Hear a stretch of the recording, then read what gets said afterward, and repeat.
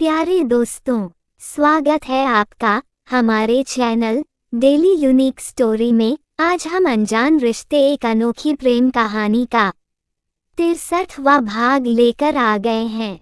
दोस्तों, अगर आपने अभी तक इस कहानी का पिछला भाग नहीं देखा है तो इस वीडियो के डिस्क्रिप्शन बॉक्स में प्लेलिस्ट का लिंक है, आप वहां जाकर देख लीजिए। तो चलिए दोस्तों, आगे की कहानी को शुरू करते हैं। प्रेम निशा को बाहों में लेकर कहता है, तुम मुझसे पूछ लेना कि वह क्यों हंस रही थी। निशा कुछ जवाब नहीं देती क्योंकि इस वक्त निशा बहुत उदास है। प्रेम निशा के माथे को चूमकर वॉशरूम में घुस जाता है। निशा फिर से बेड पर लेट जाती है पर आंखें मूंद लेती है क्योंकि निशा रात भर मारे डर के सोई नहीं थी। तभी प्रेम का फोन रिंग करता है। प्रेम का फोन बेड के पास बने टेबल पर रखा होता है। निशा वरुण का नाम देखकर फोन उठाकर अपने कान में लगा लेती है। निशा हेलो भी नहीं कह पाती। वरुण उधर से बोल देता है, सर विषय में अपने आप को कानून के हवाले कर दिया है। आज सुबह ये टीवी पर यह न्यूज़ आ रही है। वरुण को ये पता नहीं होता कि फोन निशा ने उठाया है। उसे लगता है कि फोन प्रेम ने उठाया है। निशा ने बेड पर लेटे लेटे फोन उठाया था। वो हड़बड़ा बेड से उठकर बैठ जाती है और मन में सोचती है, विषय जी ने अपने आप को पुलिस के हवाले कर दिया है। अब तो पुलिस उनको मार मार के यह बात जरूर पूछ लेंगी कि मॉल से तुमको किसने भगाया था। फिर खुद से कहती है हमें विश्वास है विषय जी ऐसा नहीं करेंगे, हमारा नाम तो बिल्कुल नहीं लेंगे। फिर रोनी सूरत बना कर कहती है, अगर उन्होंने हमारा नाम ले लिया तो हमारा क्या होगा, हम जेल चले जाएंगे। और निशा इस सपना देखने लगती है कि पुलिस आ गई है और निशा को पकड़ कर ले जा रही है और उससे कह रही है और भाग आओगी विषय को। निशा ये सपना देख रही थी कि तभी प्रेम वॉशरूम से निकलकर जैसे ही कमरे में आकर खड़ा होता है। जैसे ही निशा की तरफ देखता है तो निशा सिसक रही थी।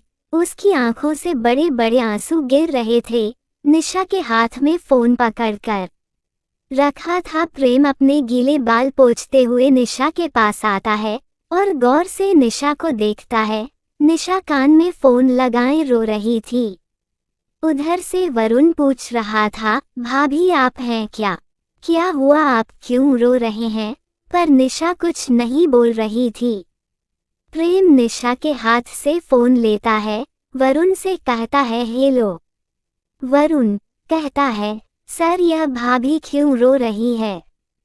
प्रेम कहता है, मैं बाद में बताता हूँ, मैं तुमसे बाद में कब बात करता हूँ। और वरुण प्रेम से कहता है, ठीक है सर। फिर वरुण फोन काट देता है। प्रेम टॉवल सोफे की तरफ फेंकता है और निशा के पास आकर उसे अपने सीने से लगा कर के कहता है, क्या हुआ जान, तुम इतना क्यों रो रही हो? निशा और प्रेम का चेहरा देखती है तब उसे एहसास होता कि वह तो खाली सोच रही थी। वो तो अपने पति के बाहों में है। निशा प्रेम से और कस के लिपट जाती है और उनसे कहती है, विषय जी ने अपने आप को पुलिस के हवाले कर दिया है। अब वो पुलिस को हमारा नाम बता देंगे। जब पुलिस उनको डंडे से मारेगी ना तो वह जरूर से जरूर हमारा नाम बता देंगे कि उस दिन मॉल में निशा ने मुझे भगाने के लिए नाटक किया था।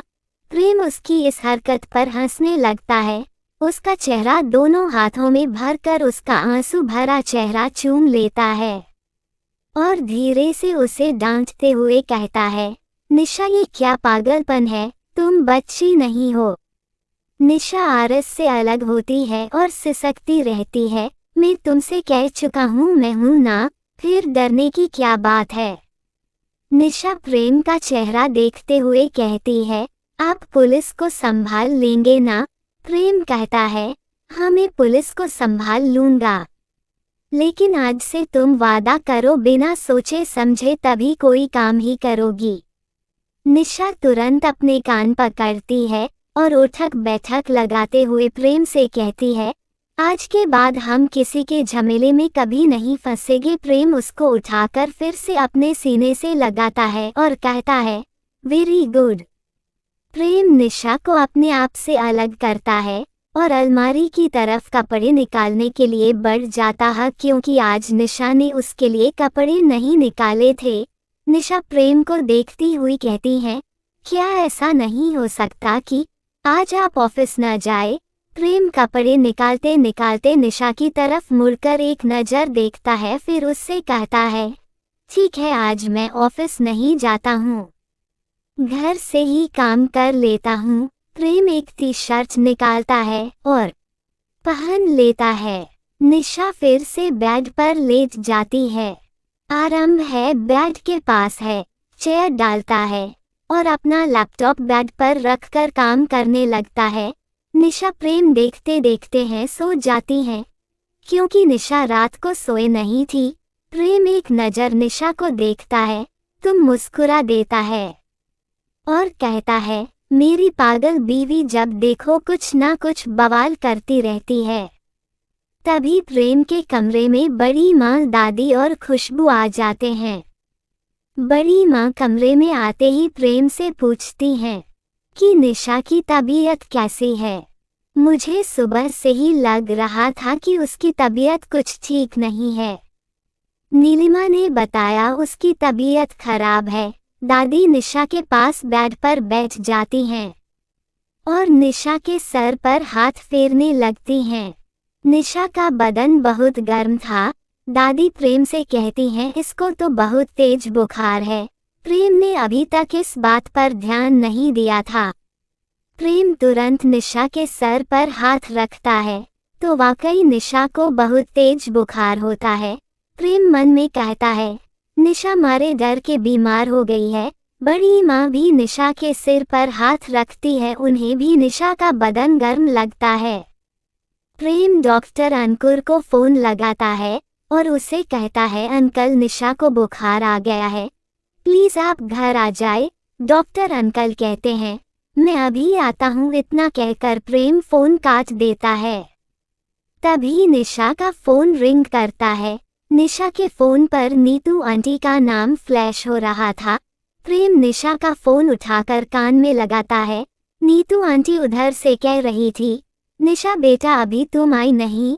प्रेम नीतू आंटी से कहता है, निशा को आज बुखार है, इसलिए आपके पास निशा आज नहीं आएगी। बड़ी माँ प्रेम से निशा का फोन अपने हाथ में ले लेते हैं और नीतू से कहती हैं, बहन जी आप चिंता मत कीजिए, मैं अपनी बेटी खुशबू को आपके घर भेज देती हूँ।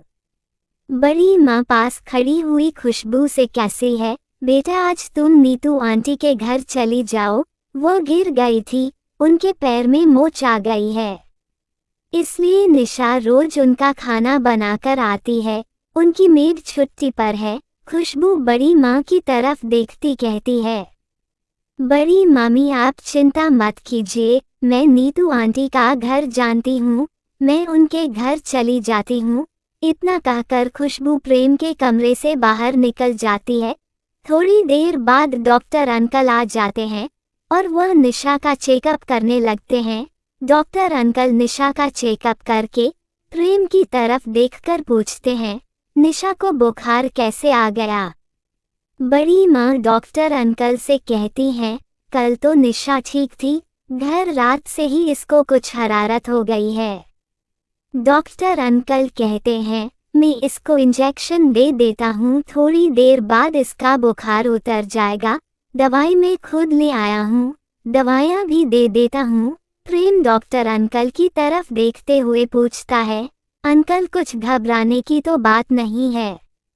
डॉक्टर मुस्कुराते हुए प्रेम की तरफ देखते हैं और कहते हैं, डरने की बात नहीं है, तेरी बीवी बहुत स्ट्रांग है, जल्दी बुखार उतर जाएगा। डॉक्टर इंजेक्शन में दवाई भरते हैं और निशा को लगाने लगते हैं। प्रेम निशा की तरफ देखता हुआ बड़ी माँ से कहता है, अभी अगर ये होश में होती तो इंजेक्शन को देखकर पूरे पलंग में कूद रही होती। डॉक्टर अंकल को इंजेक्शन लगाने नहीं देती। बड़ी माँ प्रेम की बात सुनकर मुस्कुरा देती हैं। दादी भी मुस्कुराते हुए निशा के सिर पर हाथ फेरती है। नीचे किचन में नीलिमा कुसुमा दीदी के साथ लंच की तैयारी कर रही थी, पर जाने क्यों आज से किचन बिल्कुल अच्छा नहीं लग रहा था। वो बेमन काम कर रही थी। कुसुमा दीदी नीलिमा की तरफ देखते हुए उससे कहती हैं, भाभी आज आपका काम में मन नहीं लग रहा। नीलिमा कुसुमा दीदी की तरफ देखकर थोड़ा मुस्कुराकर कहती है, आपको निशा भाभी की कमी नहीं खल रही। वो किचन में होते हैं तो सारा काम कितनी जल्दी हो जाता है। घर वह नहीं है तो मुझे किचन में बिल्कुल मजा नहीं आ रहा है। कुसुमा कहती है, आप सही कह रही है भाभी, निशा भाभी के बिना किचन भी सुना सुना लग रहा है। नीतू आंटी का घर। खुराबू नीतू आंटी के घर पहुंच जाती है। हाल में पहुंचते ही देखती है नीतू आंटी घर पर बैठे सब्जी काट रही है। खुशबू उनके पास जाकर उनसे सब्जियां ले लेती हैं और काटने लगती है। नीतू आंटी बाहर की तरफ देखने लगती हैं और खुशबू से पूछती हैं, क्या निशा नहीं आ रही? खुशबू सब्जी काटते हुए उनसे कहती है, निशा की तबीयत खराब है, उसे कल से बुखार आ रहा है। सुबह थोड़ा थोड़ा था, अब ज्यादा आ गया है। खुशबू की आवाज सुनकर रितेश भी हाल में आ जाता है। वह भी खुशबू से यही पूछता है, निशा नहीं आई क्या? खुशबू उसे भी यही जवाब देती है। रितेश सोफे पर बैठ जाता है और खुशबू से पूछता है, क्या निशा की बहुत ज्यादा तबीयत खराब है? खुशबू से कहती है, हाँ, प्रेम ने डॉक्टर को बुलाया है। रितेश निशा की चिंता करने लगता है। खुशबू नीतू आंटी से कहती है, आंटी हम आपके लिए चाय बना दे क्या? नीतू आंटी कहती हैं, हाँ बेटा, हम तो दोनों कब से निशा का इंतजार कर रहे हैं, पर मुझे नहीं मालूम था कि निशा की तबीयत खराब हो गई है। खुशबू किचन में जाती है और चाय बनाने लगती है। रितेश नीतू आंटी से कहता है, मासी मेरा मन निशा को देखने की कर रहा है। मुझे तो लगता है कल के हादसे की वजह से निशा डर गई है। डर की वजह से उसे बुखार आ गया है। बार बार रितेश की आंखों के आगे हंसती हुई उसे छुड़ाते अंग्रेज की औलाद कहती निशा का चेहरा याद आ रहा था। रितेश का मन बहुत बेचैन हो रहा था। रितेश अपने मन में कहता है, निशा के बिना कितना खराब घर लग रहा है। मैं क्यों निशा के लिए इतना बेचैन हूँ? क्यों मेरा मन निशा को देखने की कर रहा है? नीतू आंटी गौर से रितेश का चेहरा दिखती है। नीतू आंटी रितेश से कहती है, रितेश मैं तुमसे एक बात कहना चाहती हूँ। नीतू आंटी इतना धीरे से कहती है, इससे सिर्फ उसकी बात रितेश ही समझ पाए। नीतू आंटी रितेश से कहती है, अगर तुम्हारे मन में निशा के लिए कुछ है तो तुरंत उस विचार को निकाल दो। निशा एक शादीशुदा लड़की है और अपने पति से बहुत प्यार करती है। प्रेम को सबक सिखाने की बात अपनी जगह है, पर निशा का दिल दुखाने की बात अपनी जगह है। इसलिए अपने कदम को रोक कर रखो, अपने दिल को समझा कर रखो। निशा सिर्फ और सिर्फ प्रेम की है। रितेश अपनी मौसी के चेहरे को देखता रहता है। रितेश अपनी मौसी की तरफ देखकर बहुत गंभीर आवाज में कहता है, मासी दिल पर किसी का बस नहीं होता। मेरा मन अगर निशा के लिए बेचैन है तो मैं क्या कर सकता हूँ? मैं लाख कोशिश कर रहा हूँ कि निशा को याद ना करूँ, फिर भी मुझे निशा का बार बार हंसता हुआ चेहरा याद आ रहा है। मेरा दिल कह रहा है कि वह आदमी है, अगर मुझे मिल जाए तो मैं उसका खून कर दूंगा। किसने कल निशा रिवॉल्वर दिखाकर अपने कब्जे में ले रखा था, इसी वजह से निशा डर गई है और उसे बुखार आ गया है। निशा बहुत मासूम भोली भाली सीधी सी लड़की है। नीतू आंटी रितेश को समझाते हुए कहती हैं, रितेश तुम्हें अपने दिल पर कंट्रोल रखना पड़ेगा। अगर तुम निशा को पसंद करोगे या कहीं भूले से प्यार कर बैठे तो तुम्हें सिर्फ दर्द मिलेगा। इसलिए मैं तुम्हारी मौसी भी हूँ और मैं भी हूँ, तुम्हें समझा रही हूँ। संभल जाओ निशा, तुम्हें कभी नहीं मिल सकती। रितेश अपनी मौसी की बात सुनता है पर उससे कुछ नहीं कहता। तभी खुशबू चाय लेकर आ जाती है। एक कप नीतू आंटी को देती है और एक कप रितेश की तरफ बढ़ा देती है। रितेश उसके हाथ से कप लेकर चाय पीने लगता है। इसे खुशबू से कहता है, खुशबू मुझे तुम्हारी थोड़ी सी मदद चाहिए। खुशबू उससे कहती है, हाँ बोलिए, आपको क्या मदद चाहिए। रितेश उससे करता है, जब तुम घर जाना तो मैं तुम्हें वीडियो कॉल करूँगा, तुम मुझे सिर्फ निशा को दिखा देना। खुशबू आश्चर्य से रितेश का चेहरा देखने लगती है। नीतू आंटी भी रितेश का चेहरा देखने लगती हैं और मन में सोचती हैं, ये लड़का क्या करने जा रहा है।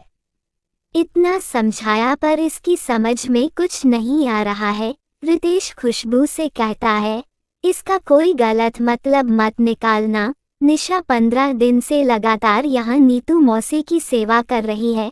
15 दिन से मैं उसे देख रहा हूँ। इस तरह उसका मेरा दोस्ती का रिश्ता बन गया है। अगर दोस्त बीमार है तो मेरा फर्ज बनता है कि मैं उससे बात करूं या उसे देखें, पर मैं उनके घर नहीं जा सकता क्योंकि वह लोग मुझे जानते नहीं हैं। मेरे जाने से कुछ गलत मतलब निकाल सकते हैं, इसलिए मैं उनके घर नहीं जा सकता। सिर्फ तुम मुझे वीडियो कॉल करके निशा को दिखा देना। खुशबू रितेश का चेहरा देखती है, फिर कहती है, ठीक है, मैं जब पर जाऊंगी तो मैं निशा के कमरे में जाकर वीडियो कॉल करूंगी, तब आप निशा को देख लेना, लेकिन आप बोलना नहीं क्योंकि निशा के कमरे में बड़ी मामी नानी प्रेम होंगे। रितेश कहता है, ठीक है, मेरा मकसद से निशा को देखना है। खुशबू खाना बनाने के लिए किचन में चली जाती है। नीतू रितेश को आंखें दिखाते हुए कहती हैं, मैं तुमको बार बार समझा रही हूँ, क्या तुम्हारी समझ में नहीं आता कि निशा एक शादीशुदा लड़की है। रितेश कहता है, मेरा दिल पर कोई बस नहीं है। इस वक्त मेरा दिल निशा को देखने को कर रहा है और मैं कुछ समझ नहीं पा रहा हूँ और शायद मैं कुछ समझना भी नहीं चाहता हूँ। इतना कहकर रितेश उठकर अपने कमरे में चला जाता है। प्रेम का घर।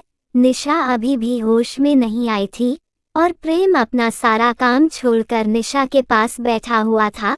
प्रेम बार बार डॉक्टर अंकल को फोन करके कहता है, डॉक्टर अंकल, अभी निशा आंखें नहीं खुल रही है, बुखार भी उसका वैसा ही है।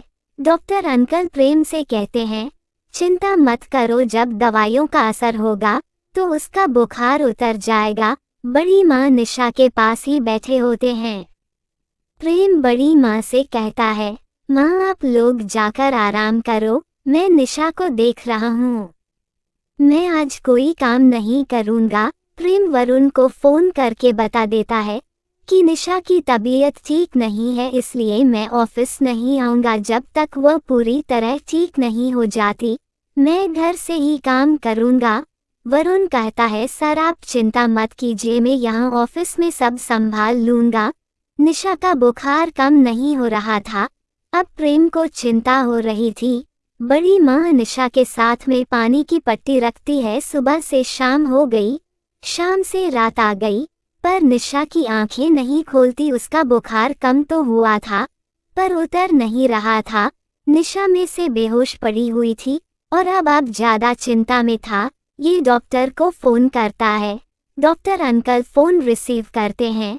प्रेम उनसे कहता है, निशा का बुखार कम हुआ है पर उतरा नहीं है। निशा अभी भी आंखें नहीं खोल रही है। अंकल मुझे बहुत चिंता हो रही है। डॉक्टर अंकल कहते हैं, तुम चिंता मत करो, मैं आ रहा हूँ। प्रेम फोन कट कर देता है। तभी प्रेम को फोन रिंग करता है। प्रेम फोन में वरुण का नाम फ्लैश कर रहा था। प्रेम फोन उठाता है और कान में लगाता है। हेलो, हाँ बोलो, आपकी आवाज बहुत उदास थी। वरुण पूछता है, सर भाभी कैसी हैं? और प्रेम उदास आवाज में वरुण से कहता है, बुखार तो कम है पर वह आंखें नहीं खोल रही है। डॉक्टर अंकल को फोन कर दिया है, वह आने वाले हैं।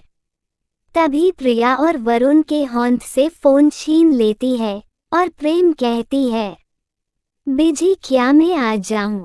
मैं और वरुण अभी आ रहे हैं। प्रेम है, ठीक है तुम आ जाओ। प्रेम फोन काट देता है। वरुण का घर। प्रिया वरुण से कहती है, हम अभी इसी वक्त दीदी के घर चल रहे हैं।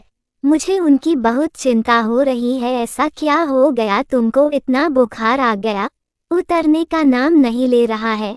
वरुण मॉल की सारी बात है प्रिया को बता देता है और कहता है भाभी डर गई है, इसलिए उनको इतना बुखार आ गया है। प्रिया की आंखें फैल जाती हैं और आश्चर्य से वो वरुण की तरफ देखते कहती है, मेरी दीदी इतनी कमजोर नहीं है, और भी कोई बात है जो उनको अंदर से परेशान कर रही है, इसलिए वह बेहोश पड़ी हुई है। और वरुण प्रिया से कहता है, अच्छा जाओ, हम जल्दी से घर से निकलते हैं। प्रेम का घर।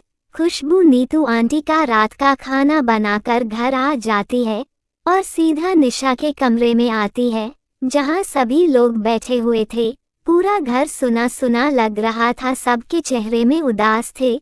बड़ी माँ निशा के पास ही बैठे हुए थी। किसी ने आज ढंग से खाना नहीं खाया था।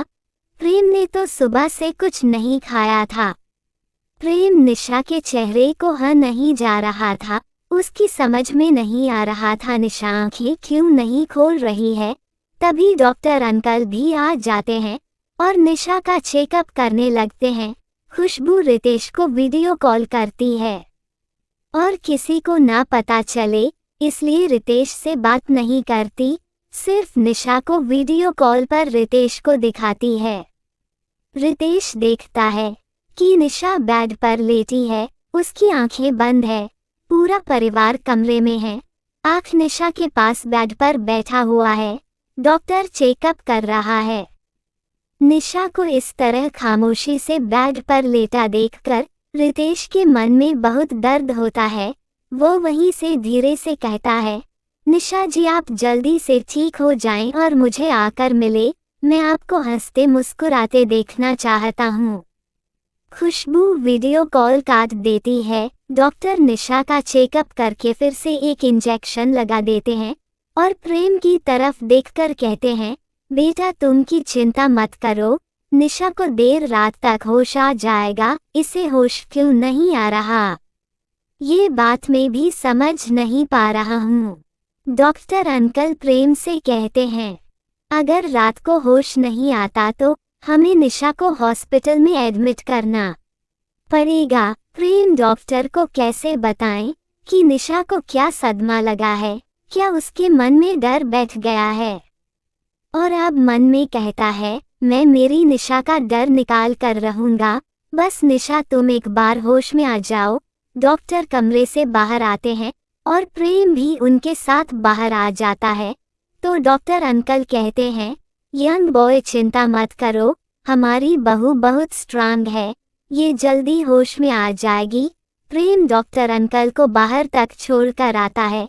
कमरे में आकर प्रेम बड़ी माँ से कहता है, माँ दादी आप लोग डिनर करके आराम करो। बड़ी माँ प्रेम की तरफ देखती हैं और कहती हैं, जब तक निशा को होश नहीं आता मैं यहीं कमरे में रहूंगी। प्रेम कहता है, नहीं बड़ी माँ अब जाकर आराम करिए, मैं हूँ ना निशा के पास, दादी बड़ी माँ से कहती है। और प्रेम ठीक कह रहा है, हम लोग चलते हैं। प्रेम है ना निशा के पास, इस वक्त निशा को हमारी नहीं या रब की सबसे ज्यादा जरूरत है। इतना कहकर दादी बेड से उठकर कमरे से बाहर चली जाती हैं। बड़ी माँ प्रेम से कहती है, मैं बार बार निशा को देखने आऊंगी। प्रेम कहता है, ठीक है, सुम्मी आ जाए तो आप लोग डिनर कर लेना और आराम करना। किसी चीज की जरूरत होगी तो मैं फोन कर दूंगा, आप लेकर आ जाना। लोग कमरे से बाहर निकल जाती हैं। सुम्मी मॉल से आता है तो घर में सबको उदास देखकर नीलिमा से पूछता है, क्या बात है, घर में बड़ी शांति है। नीलिमा उसको बताती है कि भाभी की तबीयत खराब हो गई है। सुबह से भाभी ने आंखें खोली, घर में किसी ने ठीक से खाना नहीं खाया है। सुम्मी तुरंत प्रेम के कमरे में जाता है और प्रेम पूछता है, भाई भाभी को क्या हुआ?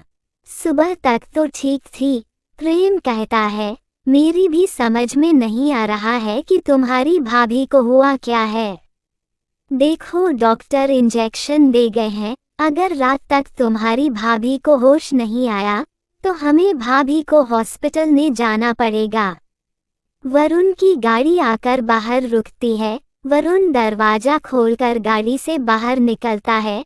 फिर प्रिया भी का दरवाजा खोलकर बाहर निकलती है। दोनों बंगले के अंदर चले जाते हैं। दोनों हाल में पहुंचते हैं तो हाल में बड़ी माँ उन्हें सोफे पर बैठी मिलती हैं। प्रिया बड़ी माँ से पूछती है, निशा दीदी कैसी हैं? बड़ी माँ कहती हैं, बुखार तो कम हुआ है पर निशा अभी आंखें नहीं खोल रही है, इसलिए प्रेम को बड़ी चिंता हो रही है। अच्छा हुआ वरुण तुम आ गए, जाकर तुम प्रेम को देखो, वह अपने मन की बात नहीं कहेगा, मैं अच्छे से जानती हूँ। लेकिन वह बहुत परेशान है जब से निशा की तबीयत खराब हुई है। वरुण प्रेम के पास आकर उसका हाथ अपने हाथ में ले लेता है और कहता है, सर आप चिंता मत कीजिए, भाभी को कुछ नहीं होगा। प्रेम हमें सिर हिलाता है। प्रिया निशा के पास बेड पर बैठ जाती है और निशा के सिर पर हाथ फेरने लगती है। निशा को देखते हुए प्रिया कहती है, निशा दी अब जल्दी से उठ जाए ना, देखिए आपके लिए सब कितने परेशान हैं। प्रेम जीजू का चेहरा कितना उतर गया है, पर ऐसा लगता था निशा आज किसी की आवाज नहीं सुन रही है। वरुण प्रिया बड़ी देर तक रुकते हैं। नीलिमा उनसे कहती है डिनर करके जाए, पर प्रिया कहती है मेरा खाने का मन नहीं है। थोड़ी देर बाद वह वरुण प्रिया अपने घर चले जाते हैं। सुम्मी प्रेम बहुत जिद करता है, भाई आप कुछ खा लीजिए। प्रेम उनसे कहता है, नहीं तुम लोग खा कर सो जाओ, एक बार निशा को होश में आ जाने दो, उसके बाद तुम जो कहोगे मैं कर लूँगा। सब लोग खाना नहीं खाने को कहते हैं तो प्रेम गुस्से में सबसे कहता है, यह मेरा आदेश है, सब लोग चुपचाप खाना खा लो वरना कल से सबका खाना बंद। सब लोग समझा रहे थे कि प्रेम का गुस्सा नकली है। बेमन सब लोग थोड़ा थोड़ा खाना खाते हैं और अपने अपने कमरे में सोने चले जाते हैं। खुशबू अपने कमरे में रितेश का नंबर डायल करती है। रितेश तुरंत फोन उठा लेता है और बड़ी चिंता भरी आवाज में उससे पूछता है, निशा जी अब कैसी हैं? खुशबू कहती है, निशा का बुखार कम है पर निशा को होश नहीं आ रहा है। शायद अगर उसे होश नहीं आया तो और प्रेम उसे हॉस्पिटल में एडमिट करा देगा। रितेश को और ज्यादा चिंता होने लगती है। रितेश खुशबू से कहता है, वहाँ जो भी हो मुझे आप तुरंत खबर देना। खुशबू कहती है, ठीक है मैं आपको कॉल कर लूँगी। उसके बाद खुशबू फोन काट देती है। नीलिमा प्रेम के पास आती है और उससे पूछती है, भाई मैं आपको कॉफ़ी बना कर दे दूँ? प्रेम कहता है, ठीक है तुम मुझे एक थर्मस में कॉफ़ी बना कर दे जाओ, जब मेरा मन क्या करेगा मैं थोड़ी सी पी लूँगा। नीलिमा प्रेम को थर्मस में कॉफ़ी बना कर दे जाती है। सब लोग अपने अपने कमरे में चले जाते हैं, पर आज नींद किसी को नहीं आ रही थी। सब लोग चिंता में थे कि निशा को होश आएगा या नहीं। सबसे ज्यादा चिंता बड़ी माँ दादी को थी। बड़ी माँ आज दादी के कमरे में ही थी। ना दादी सो रही थी ना बड़ी माँ सो रही थी। सुम्मी, नीलिमा, विशाखा सभी लोग अपने अपने कर्म कमरे में जाग रहे थे। 20 घंटे के बाद निशा की आंखें खुल जाती हैं। प्रेम निशा का हाथ पकड़े हुए उसी का चेहरा देख रहा था। जैसे ही निशा की आंख खुलती है उसकी नज़र प्रेम के चेहरे पर पड़ती है। प्रेम निशा को होश में आते देखकर खुश हो जाता है। निशा धीरे से प्रेम से कहती है, हमें पानी पीना है। प्रेम बेड से उठकर टेबल की तरफ जाता है। टेबल में पानी भरा जग रखा हुआ था। प्रेम जग को उठाता है और एक गिलास में पानी डालता है और निशा के पास बैठ में जाता है।